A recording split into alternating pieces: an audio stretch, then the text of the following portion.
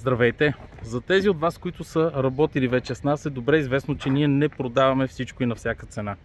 В тази връзка имам огромното удоволствие да ви представя най-новия проект на един от нашите партньори. Намираме се на строителната площадка на новата сграда на Balkan Construction. За тези от вас, които не се занимават с недвижими имоти и строителство, Balkan са едни от най-добрите строители в града, като смело мога да заявя, че може би около 30% от добрите сгради при нас са завършени от тях. В този случай, освен строител, те са и инвеститор, което дава допълнителна гаранция за това как и кога ще бъде завършена тази сграда.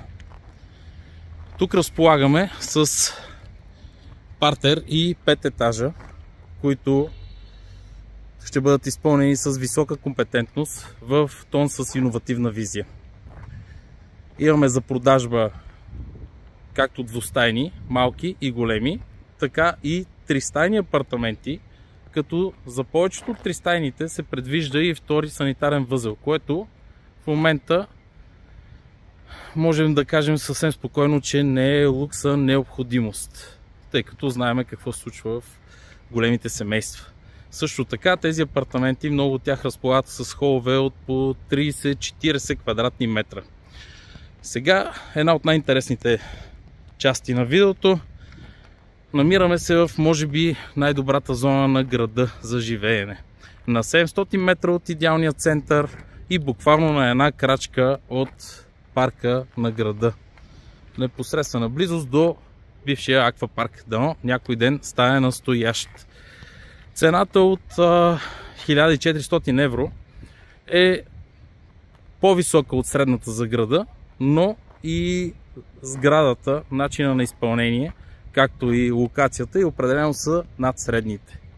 Тази сграда не е за хора, които ще почнат да заявяват неща от сорта на това не е София, това не е Пловдив, да не сме на Витошка и прочие. Ами не сме и ние не искаме да сме. Сградата е за хора, които са избрали нашия град за живеене и съответно знаят как, кога и с кого искат да си прекарват времето и къде да бъде прекарано то.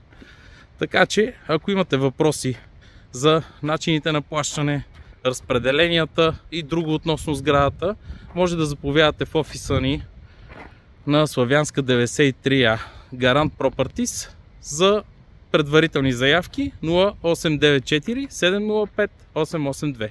Успех на всички!